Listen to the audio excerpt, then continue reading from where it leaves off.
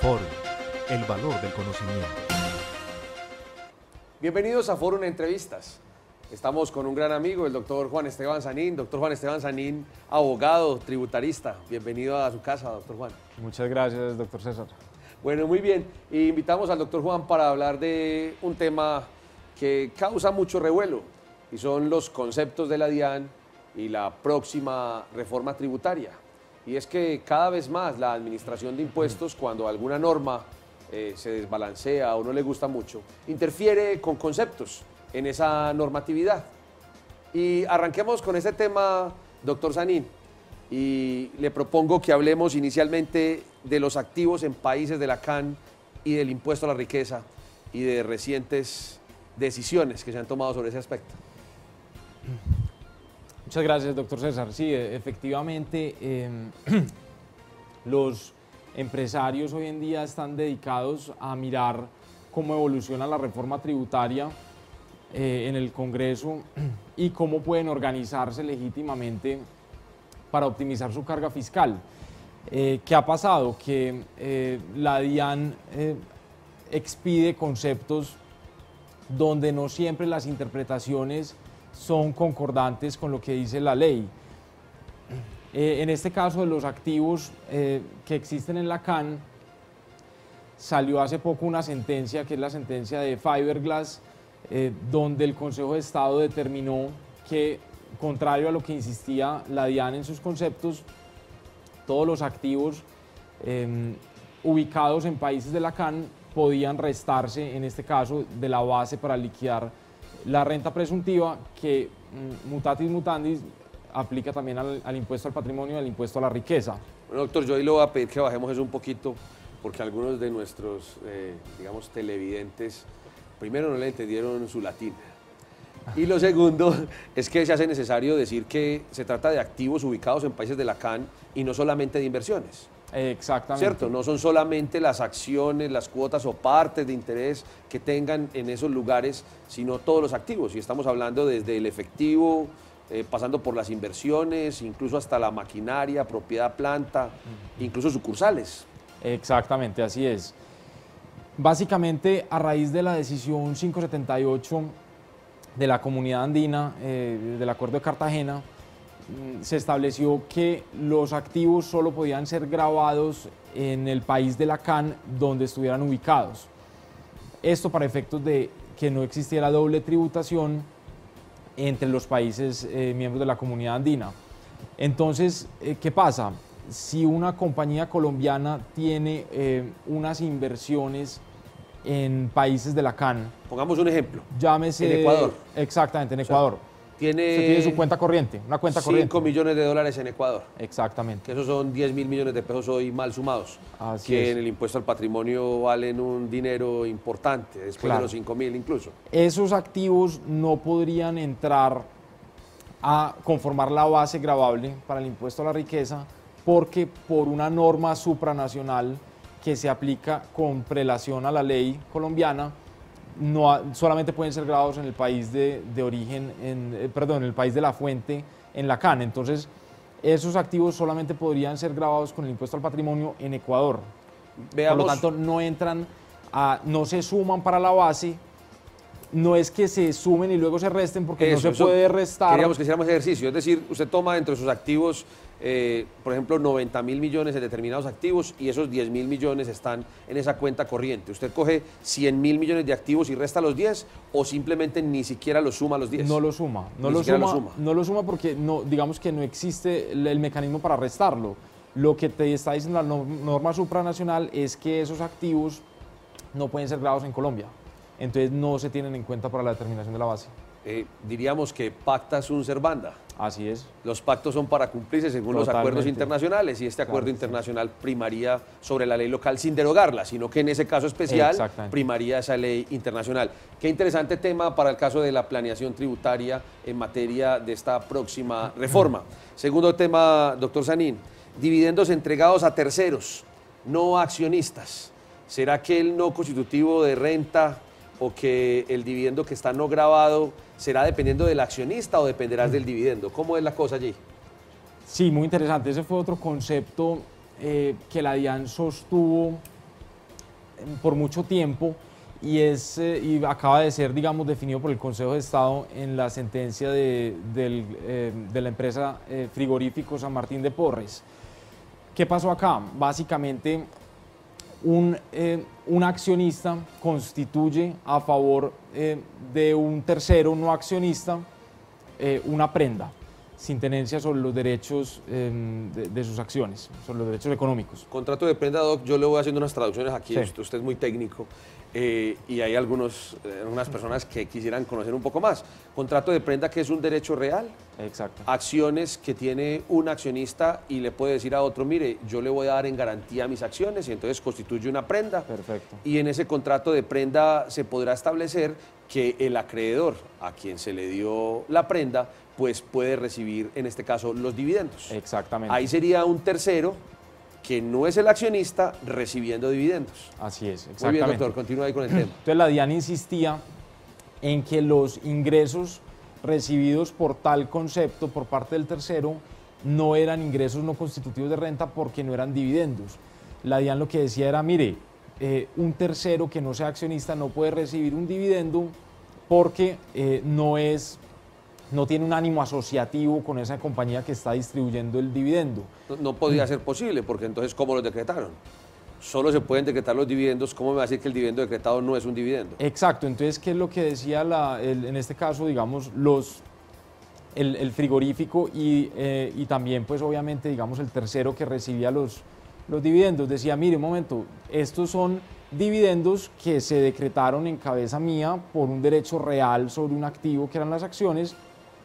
Estos dividendos son utilidades sobre las cuales la compañía ya tributó, por lo tanto, para el derecho tributario tiene que ser indiferente quién lo reciba, porque Claro. ya son utilidades que pagaron su impuesto en cabeza de la sociedad. Podría decir uno que el que no está grabado no es la persona, sino el dividendo.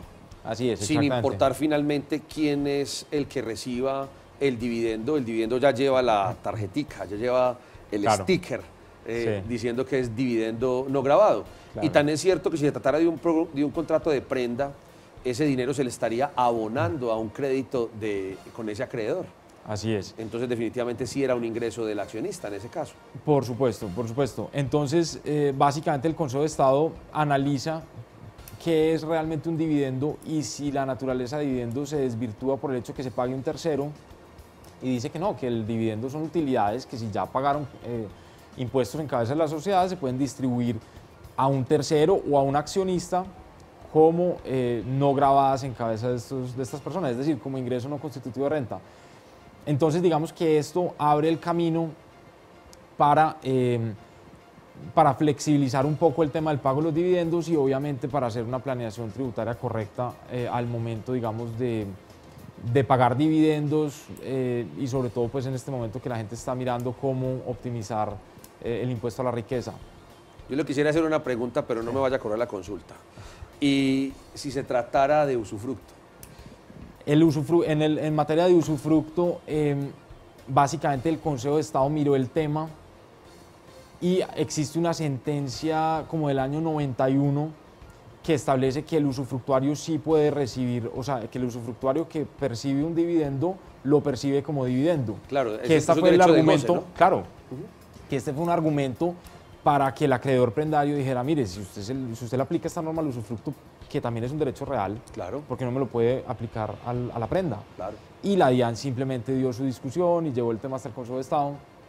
Y finalmente el Consejo de Estado pues, le dio la razón al contribuyente. Y así podríamos hablar seguramente de otros derechos reales, hasta el Claro. anticresis también podría ser posible y habría que ser Total. un poco extensiva esa interpretación. Qué interesante tema, tomen nota de este para el tema del impuesto al patrimonio que es bien interesante. Tercer tema, doctor. ¿Qué pasa con la deducibilidad de pagos a paraísos fiscales y con el tema de la retención en la fuente? Sobre esto hay un revuelo inmenso. No hace parte del conjunto de reforma tributaria, pero se vino pegado porque el tema de paraísos fiscales, el tema Panamá, al tiempo de presentar el proyecto de reforma se vinieron juntos.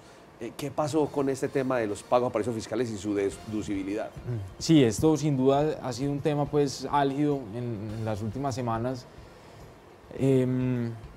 Básicamente sale un concepto de la DIAN del 9 de octubre donde dice que que independientemente de si el pago constituye o no un ingreso grabado para el que lo reciba, está el contribuyente en la obligación de efectuar una retención en la fuente del 33% sobre dichos pagos, además de cumplir con las demás obligaciones formales, pues que es hacer el estudio de precios de transferencia y el estudio de atribución de ingresos, costos, gastos del vinculado del exterior. El famoso estudio de funciones, actividades, pasivos y riesgos. Exactamente. Le voy a poner un ejemplo para que nos ayude, para que podamos entender bien el tema.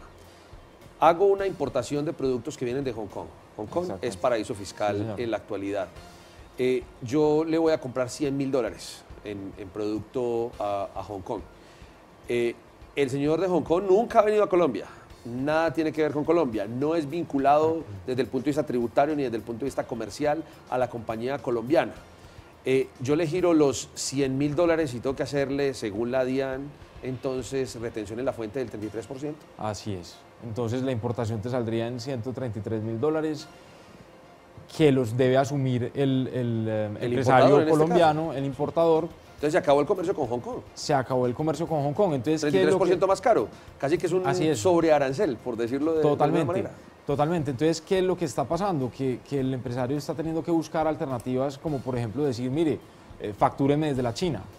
Pero entonces no tiene sentido realmente, porque un tema es, por ejemplo, los contratos de asistencia técnica o servicios técnicos, que la misma ley dice que aunque sean prestados en el exterior, se entienden para efectos fiscales como si fueran prestados en Colombia. Entonces digamos que ahí se entiende, ahí sí se entendería el tema y, por ejemplo, en caso de que se efectúen contratos de servicio técnico, de asistencia técnica con paraísos fiscales, sí procede el pago, la retención del 33%.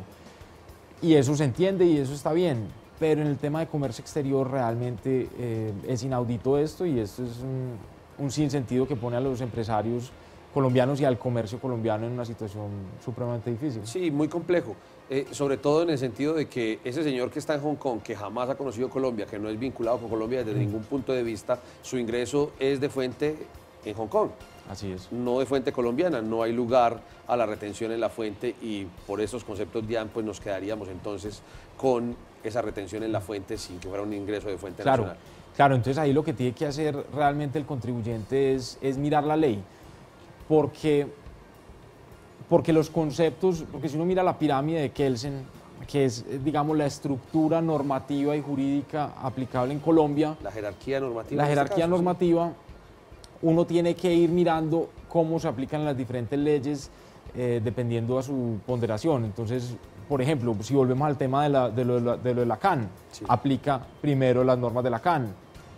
Bueno, primero, digamos que aplica primero las normas de la CAN, que son inclusive normas supraconstitucionales, luego la Constitución, luego la ley, y así vamos bajando decretos hasta que llegamos a los actos administrativos proferidos por la DIAN, que son, pues, digamos, de conceptos, general, doctrina. Sí, que son doctrina, y que tendríamos que mirar si se aplican de preferencia a la ley o no. En este caso la ley es muy clara, se efectúa la retención en la fuente cuando el pago sea un ingreso grabado para el que lo recibe. Así es. Si no es un ingreso grabado, yo no practico retención en la fuente y estoy cumpliendo con la ley. Diríamos que hay un exceso, en este caso, de la doctrina respecto de la ley, y entonces entra el conflicto normativo en qué prima, concepto o ley, y definitivamente la ley está bastante por encima del concepto. Lo que pasa es que vamos a tener un funcionario que nos va a decir, si yo no aplico el concepto voy a tener una sanción disciplinaria y yo voy a llevar hasta las últimas consecuencias la doctrina de la administración y vamos a tener algunas dificultades. Ese es el problema. Claro,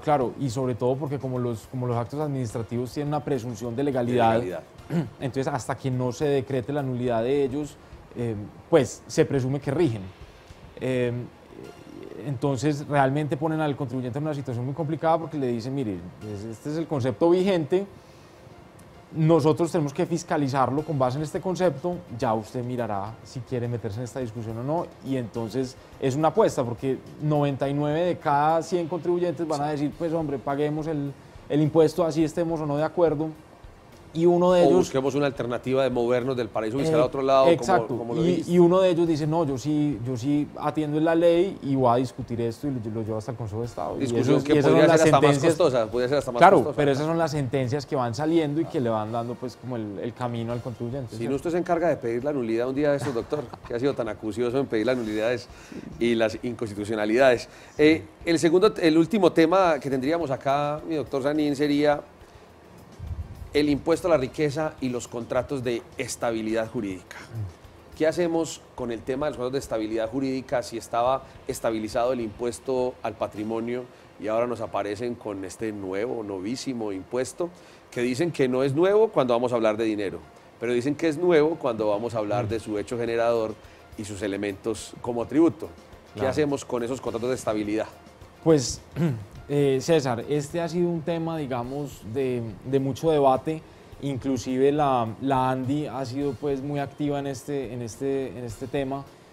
Por lo siguiente, cuando sale la norma que permite firmar los contratos de estabilidad jurídica en el 2005, muchos contribuyentes presentaron sus proyectos, se acogieron a la norma, pagaron sus primas para estabilizar el impuesto al patrimonio y dijeron, listo, yo estabilizo el impuesto al patrimonio. Ok, 4 años voy a pagar esta tarifa y ya, este es mi impuesto al patrimonio y se acabó.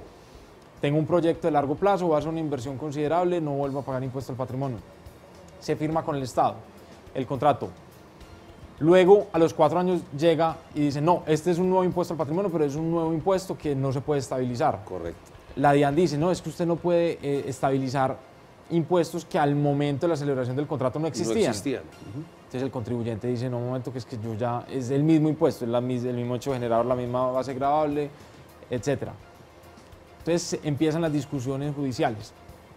Hace poco salió la sentencia del Consejo de Estado, perdón, del Tribunal Administrativo de Cundinamarca de Sofasa, que fue un contribuyente que dijo, yo no vuelvo a pagar este impuesto. Yo ya pagué una prima excesivamente alta, tengo Por un proyecto, estabilizarlo. exacto, tengo un proyecto industrial muy ambicioso y no lo voy a volver a pagar. Sale la sentencia diciendo, no, efectivamente, este no es un nuevo impuesto, este es el mismo impuesto, esto es una prórroga del mismo impuesto, entonces usted no tiene por qué pagarlo. Y ahora viene el impuesto a la riqueza, que entonces le cambian el nombre, como si cambiando el nombre pudieran cambiar la naturaleza del impuesto, y dicen, no, este sí es un nuevo impuesto. Sí, para este efecto, pero para Porque asuntos es el impuesto a la económicos, riqueza, ¿qué no es lo el mismo? impuesto al patrimonio.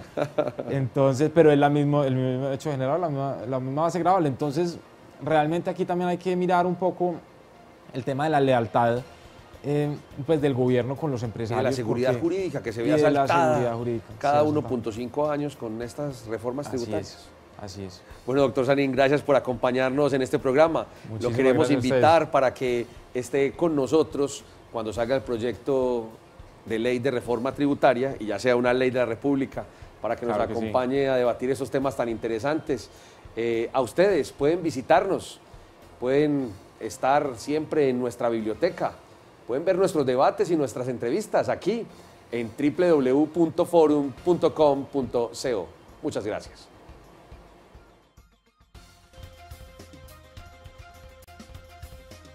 Forum, el valor del conocimiento.